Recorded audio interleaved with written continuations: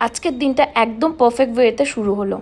এই যে জিম গিয়ে ওয়ার্কআউট করতে পারছি, এটাই আমার কাছে অনেক বড় ব্যাপার। কারণ সকালটা যদি ওয়ার্কআউট থেকে স্টার্ট হয় না, দিনটা সত্যি খুব ভালো যায়।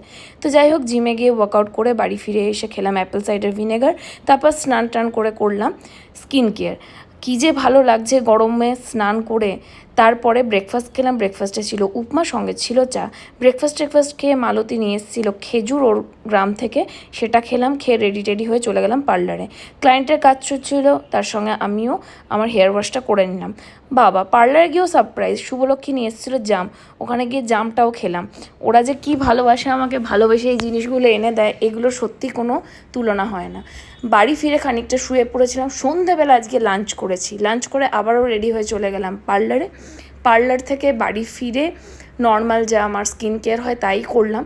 আজকে আর যেহেতু দুপুরের লাঞ্চটা সন্ধ্যায় করেছি, রাতে আর ডিনার করিনি। আর এরই সাথে মিনি ব্লগটা